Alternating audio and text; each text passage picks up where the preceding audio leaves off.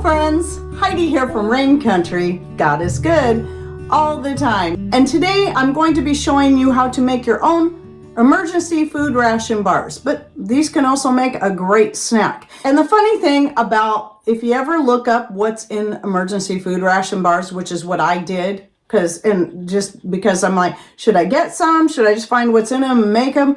And then I saw all these ingredients that really didn't need to be in there. But what I did realize is that that's nothing but glorified shortbread that they're charging people a lot of money for, and then adding a bunch of chemicals that don't even need to be in there. I know a lot of people really get irritated by people explaining ingredients, but I believe it's important for you to understand not only why I'm using certain ingredients, but also various options that you can use depending on if you really want to use them as an emergency food ration bar or you want to just make them as a snack, as a dessert. So the three main ingredients of shortbread or emergency food ration bars is flour, fat, and sugar. That's it. That's all that's in there. And then what you do with that, if you want to add any types of flavoring, spices and whatnot, is entirely up to you. Now, if I was making these as a dessert, what I personally would use is, if I'm making them to take to my friends, like we did recently, I made some peanut butter chocolate ones. I used my special gluten-free flour blend in that, which I have a short on, which includes a written recipe in the description and in a pinned comment, which I will link to that short down below. If I was making it just for us, I would use my own whole grain flour blend. I get the grains from Ration Standard, and then I grind them and blend them myself, which is barley and hard white wheat. And that's what I would use if it was just for that. And for the fat, I would use butter for the sake of the flavor. Love butter and shortbread. It makes the best shortbread when you do that. However, in this case, because we're looking at longevity, we're wanting the type of fat that's going to hold up better in hotter conditions, if it's going to be staying in, because this is something we put in our go bag, and our go bags stay in the vehicles all year round. We want something that can hold up better in that kind of environment. So in this case, I use coconut oil, and I do recommend going with a refined coconut oil, like this organic one I get from Ration Standard. That's going to have the longest shelf life.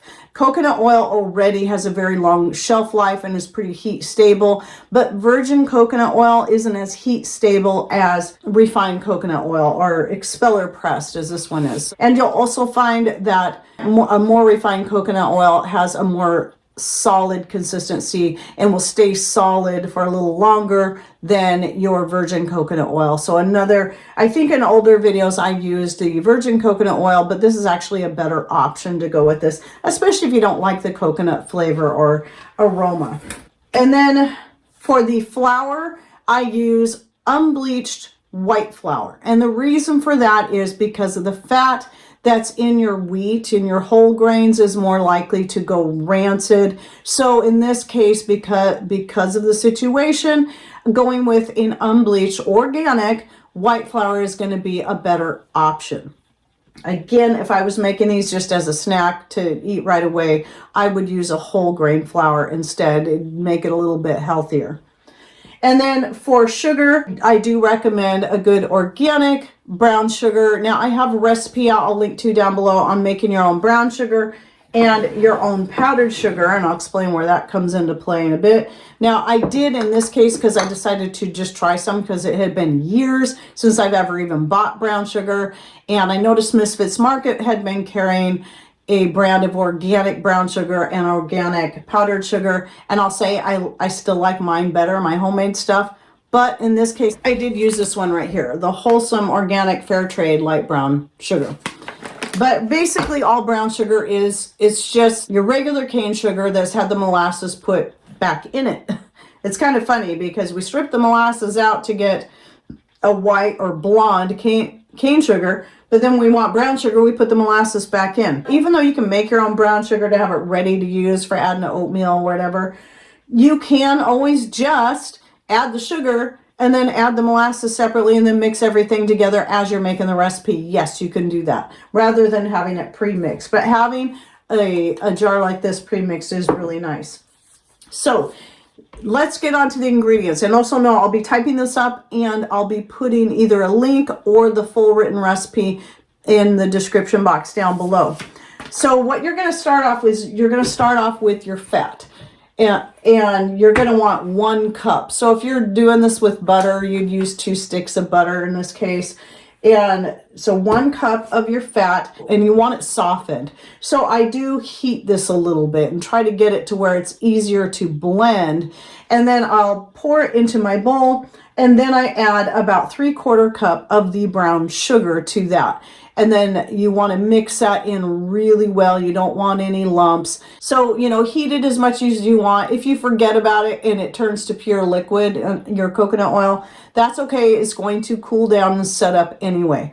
It just is, as long as you're getting that sugar and everything blended in there, you can always let it chill once you get everything mixed in before you then press it into your pan. Once I got the fat and the sugar mixed really well, and no lumps or bumps in there, that is then when you're going to add whatever seasonings or flavors you want to add. So in this case, what I did was I added my own homemade orange extract made from just dried organic orange slices that I dehydrated and then made the extract out of, and then my own homemade vanilla extract, 1 to 2 teaspoons in the dough itself.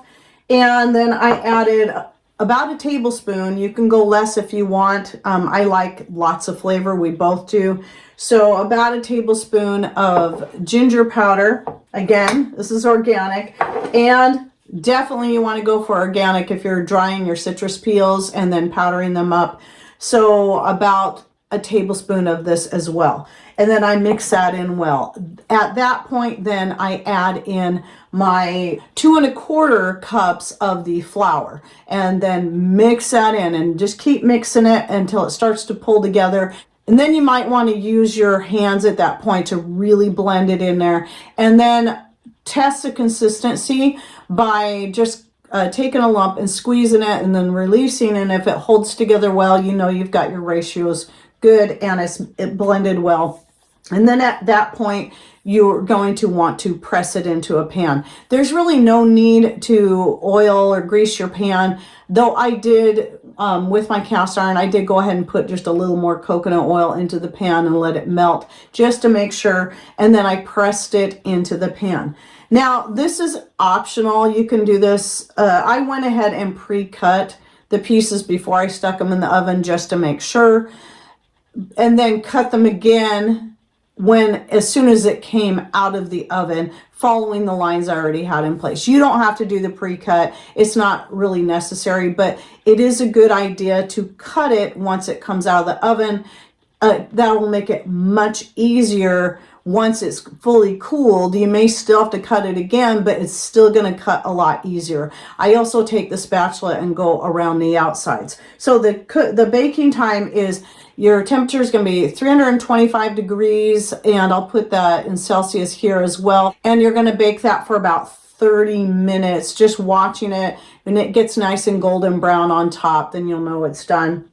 So if it's not golden brown on top after 30 minutes, you can let it sit in there for a couple more minutes and just keep an eye on it.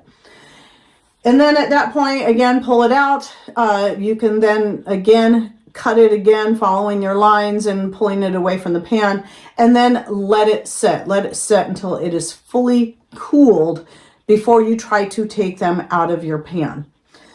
Some people will do a method where they may even chill the dough for a while, like roll it into a log, chill it so it sets up good, cut it into more like shortbread cookies, and then bake them on a cookie sheet. So that's always an option. This is definitely optional, but just something where you can add a little more flavor to it is making the icings. Even though I still haven't eaten one of these, they smell so good. I have tasted the icing. I have tasted a piece of the shortbread, and both are amazing. At that point, what I did was if you want to put an icing on just for added pizzazz, added flavor, then what I did was I used about a half cup of my powdered sugar here, and then did basically the same idea. I added about a teaspoon each of you don't want to go more than that with the extracts to that. I think I got a little bit too much. You might even consider putting in less. It's still good, but it's strong. So the orange extract and the vanilla extract in equal amounts. I put in about a teaspoon of the ginger and another teaspoon of the orange peel powder. And then the amount of water you add is going to be up to you. It's going to depend on whether or not you want to drizzle the icing on, which is what I wanted to do, or if you want to spread it on. That's why you want to add your extracts before you add any water. Normally when I make icing, I'll add like half and half or heavy cream, but because of the nature of this, I decided to stick with water. I want to make sure I keep it as shelf stable as possible. So I just add a little bit of water at a time, and you want to let it sit for a little bit, especially when you're adding dried ingredients like this, because it's going to soak up some of that moisture. And then just check it. See if it's how you want it. If it's too runny, you can always add more powdered sugar and the dried ingredients. If it is too thick, just keep adding your water, but only in small amounts at a time until you get the consistency you want. And then I spread them out on my cutting board and just drizzled the icing on there. Then you want to let it dry. So I actually made these yesterday, so they had all night long to dry. Once they got dry enough, I laid a towel over them gently just to keep them protected from whatever. And then they had all night to fully dry, because you want to do that before you pack them into your bags. Now, when it comes to sealing them up into your little Mylar bags, which in this case, this is one of those times I do like to use Mylar. It's lightweight, it takes up less room, especially when you're putting them in backpacks. And again, this is something that could be great for camping as well. We just like to keep things in the rig because you never know if you're going to break down somewhere or whatever. You just want to have stuff on hand. So this is why we have go bags. And if you'd like to see my series, by the way, it's like a 7 or 8 part series of a prepper's purse / go bag. I'll link to that full series down below if you're interested in watching that. So anyway, I like to get this size here. I don't know what size it is, and you do want to get the thicker ones. If you get too thin of a Mylar, they might be cheaper, but there's a reason for that, and they can more easily get holes in them. So especially in a bag where they might get tossed around a little bit and rubbed on, they're going to be more apt to get holes on them. So you do want to go with a thicker Mylar. And I do like to get Ziploc in this case because it's going to be a lot easier to use.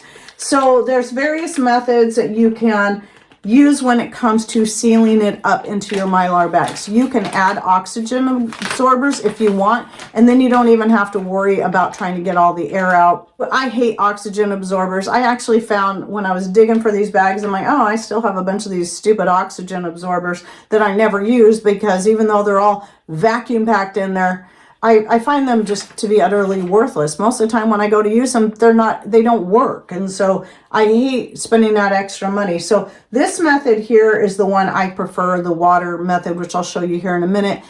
Some people will take like a straw, like the smallest straw they can, narrowest one, but whatever straw you have, and they'll seal up the bag. Then you suck the air out, and then you pull your straw out and quickly seal it up.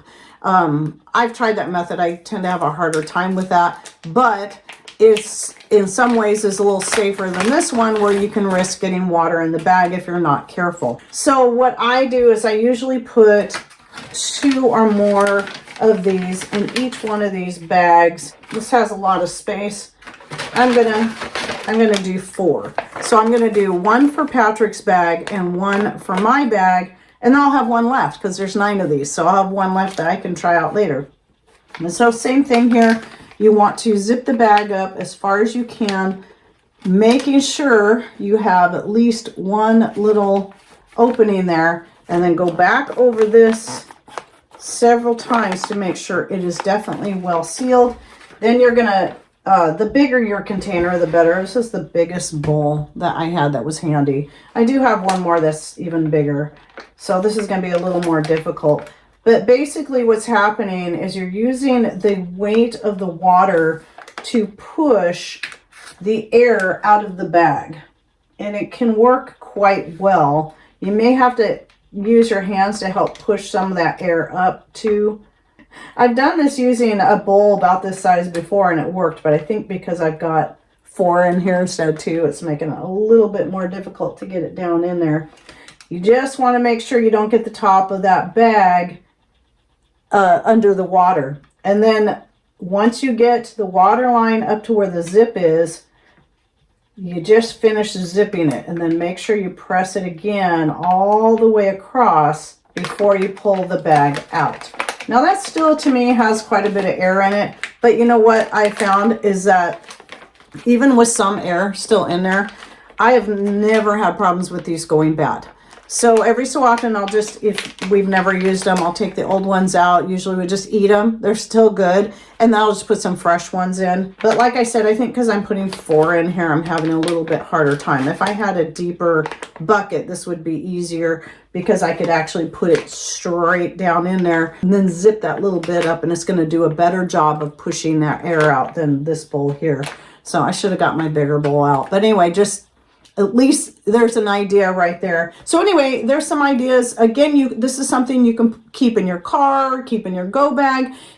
You can take camping and just toss them in your backpacks or whatever. And it's just, the idea of it, again, is an emergency food ration bar. So that's why it has the flour and the sugar for the carbs and the fat. So that's why those are, that makes a great survival type food right there, because you got everything you need right there. And then adding your different spices, making sure you have the molasses, you're getting at least some minerals in there. And then, you know, the orange peel and the ginger, you're getting a little bit more nutrition in them that way. Again, there's the chocolate, there's all kinds of different ideas I'm sure you can come up with. Just always make sure you're looking at things that are, you know, have a very good shelf life, especially when it comes to heat stability. This is, again, why I use the coconut oil in this.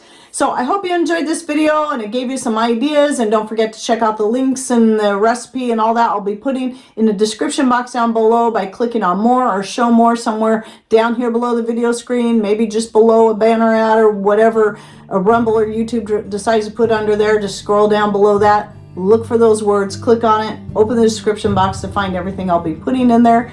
And thanks for watching. Take care and God bless.